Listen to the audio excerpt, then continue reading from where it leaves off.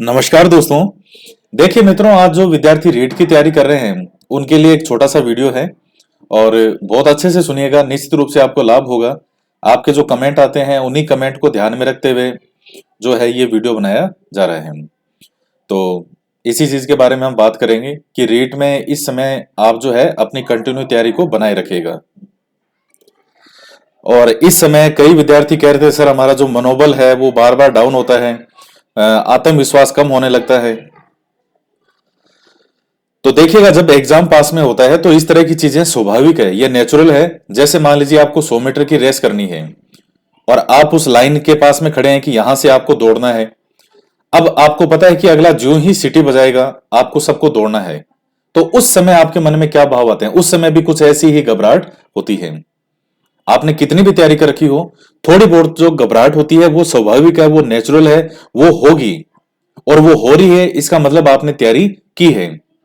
तो इसलिए उस चीज को सकारात्मक रूप में लें। अगर थोड़ी बहुत अगर आप नर्वस होते हैं, थोड़ा बहुत होते हैं, लेकिन वो चीज आप पे हावी नहीं होनी चाहिए कि उस नर्वसनेस की वजह से आप जो है बिल्कुल ही पढ़ाई नहीं कर पाओ। वो चीज गलत है। थोड़ी बहुत तो मन में घबराहट जो है वो होती रहती है और वो होनी भी चाहिए। उसके रहते हुए फिर आप और लगन से मेहनत करते हो। दूसरी बात है, कई विद्यार्थी कह रहे थे सर हमने पहले अगर इतनी ज्यादा पढ़ाई नहीं की हो तो क्या अब पढ़ के हम सिलेक्शन करवा सकते हैं? क्यों नहीं करवा सकते? क्यों नहीं करवा सकते? आपने पहले क्या पढ़ा क्या नहीं पढ़ा, अब वो मायने ये रखता है कि इस समय आप कितनी मेहनत कर रहे हैं। जिस विद्यार्थी ने पहले मेहनत की हो पिछले 1 साल में और इस समय वो बिल्कुल जो है पढ़ाई से अपना लिंक छोड़ दे, तो क्या वो सिलेक्शन हो पाएगा? नहीं। पहले आपने पढ़ाई की, बहुत अच्छी बात है, लेकिन इस समय आपको और ज्यादा अपनी तैयारी को सही दिशा देने की आवश्यकता है कि आप सटीक तरीके से अपनी तैयारी को करो। और जिन विद्यार्थियों ने पहले कोई खास पढ़ाई नहीं की तो वो बिल्कुल सबके सब तैयारी बिल्कुल ईमानदारी से करें। अपने आप को समर्पित कर दीजिए इस एग्जाम के लिए। निश्चित रूप से आपका नंबर जो है वो सिलेक्शन लिस्ट में होगा। तो इसलिए मन में इस तरह के ख्याल जो है वो नहीं लाने हैं कि मैंने पहले पढ़ाई नहीं किया। और हकीकत यह है कि जब वैकेंसी आती है तभी विद्यार्थी पूरी शिद्दत से तैयारी करता है। उससे पहले बहुत कम विद्यार्थी होते हैं जो ईमानदारी से तैयारी कर पाते हैं जब वैकेंसी सामने नहीं हो। ज्यादातर जो तैयारी है वो विद्यार्थी वैकेंसी आने के बाद में ही करते हैं। लेकिन उसके बाद में भी क्या सीरियसली वो तैयारी कर रहे हैं या नहीं कर रहे, वो फिर डिपेंड करता है उस चीज पे। तो इसके अलावा मैं कुछ छोटे से कुछ और पॉइंट हैं जो मैं आपको इसमें, हालांकि मैंने सब कुछ आपको बहुत बार ये चीजें मैं बता चुका हूं, लेकिन फिर भी आपके दिमाग में ये चीजें वापस डालना चाहता हूं थोड़ी, कि आपको ध्यान में रहे। सबसे पहला पॉइंट ये है कि सही मार्गदर्शन। इस समय आप तैयारी कर रहे हैं और अगर आपका मार्गदर्शन, आपका मार्ग अगर सही नहीं है तो चाहे आप कितनी भी जी तोड़ मेहनत कर लीजिए, सफलता पास में नहीं मिलेगी। क्यों? क्योंकि मार्गदर्शन सही होना बहुत जरूरी है। आप जो बहुत ज्यादा भ्रमित होते हैं, ये पढ़े, इसने हमें ये बताया, इस टीचर ने ये बताया, इस टीचर ने ये किताब बताई, इसने ये बताई, तो आपने 15-20 से ले लिया मार्गदर्शन। तो अब आप हर सबको फॉलो कर नहीं सकते। आप एक को फॉलो करने में आपको 6 महीने से 10 महीने लग जाएंगे। तो सही मार्गदर्शन जो है उस चीज को फॉलो करें। और ज्यादातर जो शिक्षक हैं जो वास्तव में सही दिशा में मार्गदर्शन करते हैं, उनका मार्गदर्शन भी आपको सिमिलर मिलेगा। थोड़ा बहुत 19-20 का अंतर हो सकता है, बाकी चीजें आपको सेम मिलेगी। तो मार्गदर्शन सही होना जरूरी है। जैसे मैंने आपको बताया आरबीएससी की किताबें पढ़ें, या अभी भी कह रहा हूं मैं। और यहां लगभग देखें तो टोटली 98-99 घंटे के आसपास की वीडियो लेक्चर बनेंगे टोटली, जो मैंने आज तक 6 से 10th के बनाए हैं। डेली के 2-2.5 घंटे का भी अगर आप समय रखते हैं उनको देखने के लिए तो भी आप इजीली देख सकते हैं। इसके बाद में सेकंड महत्वपूर्ण पॉइंट आता है निरंतरता। अगर आपकी पढ़ाई में रेगुलरिटी अब नहीं है तो बहुत बड़ी समस्या है। रेगुलरिटी होनी चाहिए, चाहे 6 घंटे ही पढ़ो आप। किसी दिन मान लीजिए बहुत ज्यादा काम है, घर में जिम्मेदारियां ज्यादा है, आप नहीं पढ़ पाए, लेकिन कम से कम 5-6 घंटे का तो समय निकालो कम से कम। किसी दिन आप 18 घंटे पढ़ लिए, उसके बाद आप 2 दिन सोते रहे, फिर 18 घंटे पढ़े, फिर आप 2 दिन सोते रहे, ऐसा नहीं। नियमित रूप से 6 से 8 घंटे, 10 घंटे। और अभी तो आप जितना पढ़ो उतना ही कम है, धाप के पढ़ो जितना आप पढ़ सकते हो। जब आप शादी ब्याह में जाते हो सर्दियों में, या कोई सा भी मौसम हो, जब शादी ब्याह में जाते हो तो वहां प्लेट को कैसे भरते हो? ये भी ले लो, सलाद भी ले लो, दही बड़े भी ले लो, चाय भी ले लो, ये सूप भी पी लो और कॉफी भी पी लो। और पेट में अनाप शनाप, पेट भी रो रहा है, अरे मत कर मत कर, अरे भाई बम मत मार मुझे, लेकिन आप तो गड़ागड़ गड़ागड़ गड़ागड़ पेट में पूरा पूरा भरते जाते हो। तो धाप के खाते हो ना वहां, चाहे पेट कितना भी दुखी हो रहा हो। तो यहां भी आपको धाप के पढ़ना है। चाहिए आपको कितना, 6 8 10 घंटे तो नॉर्मल है, इतना तो आपको पढ़ना चाहिए। तो मिनिमम बता रहा हूं 5 6 घंटे तो कम से कम रेगुलरिटी होना बहुत जरूरी है। तीसरा पॉइंट आता है रिवीजन होना। रिवीजन एक ऐसी चीज है जिससे सामान्य से सामान्य बालक भी बहुत अच्छे नंबर ला सकता है। इस रिवीजन की ताकत को वही जानता है जिसने बार बार इसका प्रयोग किया हो और इसके दम पर अपने कंपटीशन एग्जाम को क्वालिफाई किया हो। रिवीजन का मतलब है कि जो आपने पहले पढ़ लिया उसका बाद में रिवीजन करना। कई विद्यार्थी कहते हैं कि सर हमने एक बार तो आपके सारे वीडियो देख लिए 6 से 10th वाले, एक बार तो देख लिए हमने, क्या दोबारा देखने की जरूरत है क्या?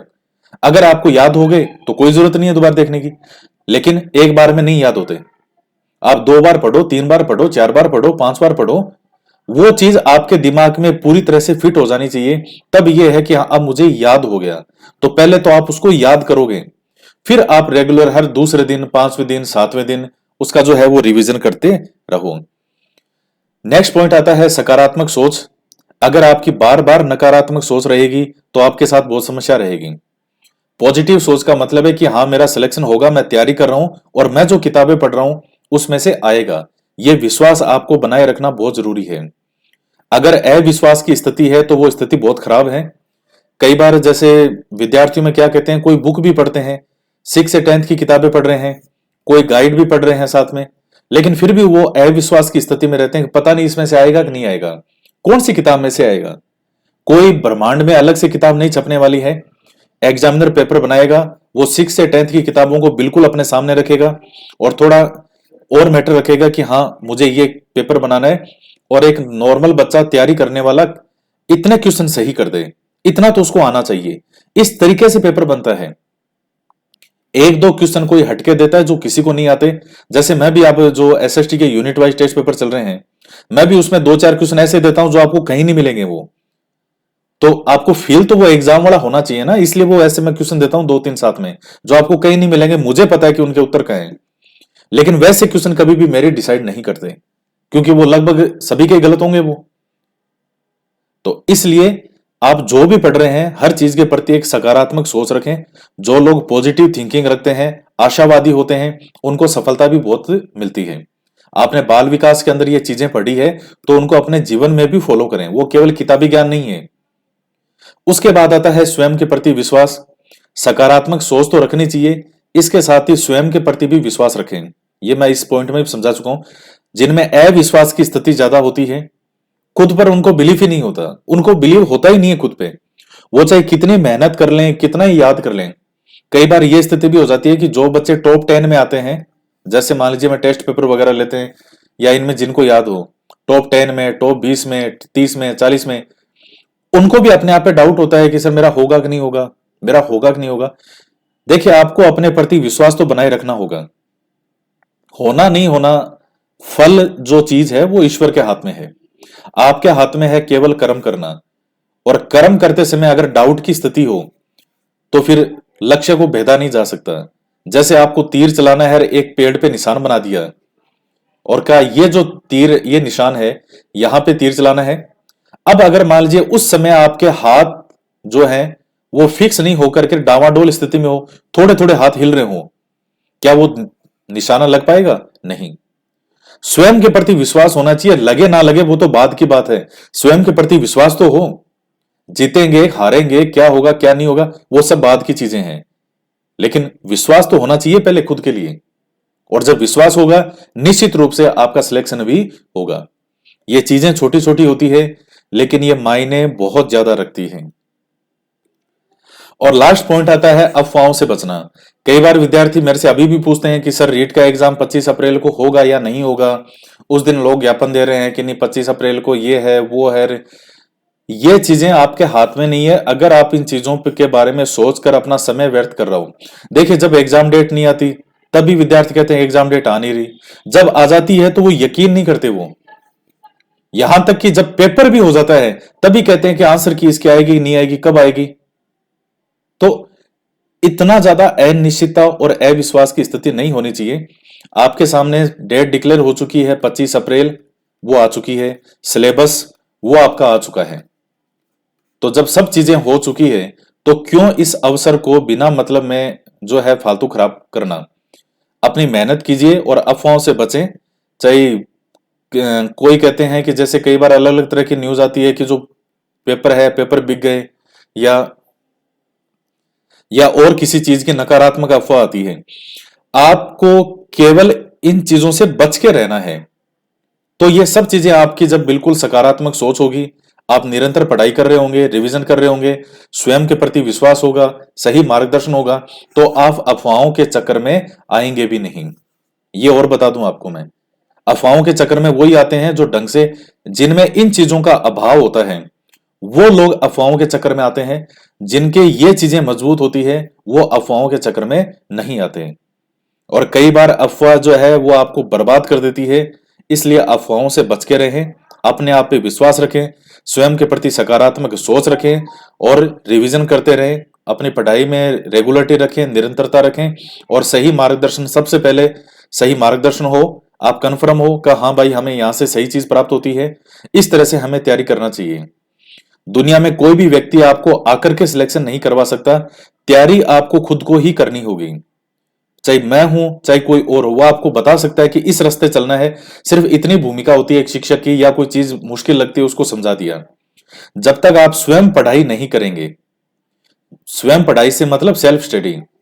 कई बार कुछ लोग सेल्फ स्टडी से मतलब ये ले लेते हैं कि किसी से कोई मार्गदर्शन नहीं लेना, बस अपने आप ही पढ़ते रहो। अरे भाई, जब यही नहीं पता होगा पढ़ना क्या है, कैसे पढ़ना है, तो सेल्फ स्टडी किस बात की करेंगे। वो सही मार्गदर्शन हो, उसके बाद में फिर यह है कि आप स्वयं अध्ययन कीजिए, उन चीजों को बार बार रिपीट कीजिए, रिवीजन कीजिए, पिछले वर्षों के प्रश्न पत्रों को सोल्व कीजिए।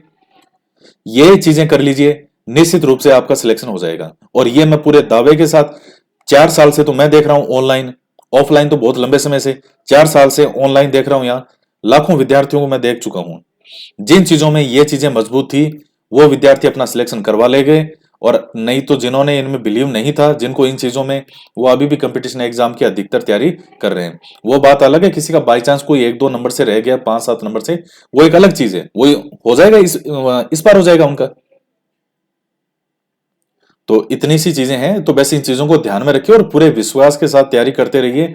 सिलेक्शन होने वाले भी आप में से ही होते हैं और नहीं होने वाले भी आप में से ही होते हैं।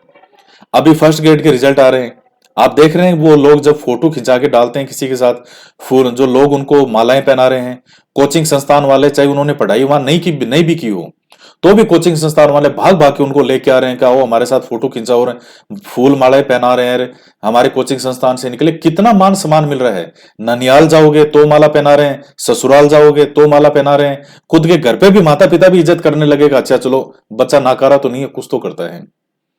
ये सारी रेस्पेक्ट आएगी कहां से? ये सब चीजें मेहनत से आती हैं। और उस क्षण को महसूस कीजिए कि क्या खुशी के पल होंगे वो, 1 सेकंड के खुशी के पल के लिए।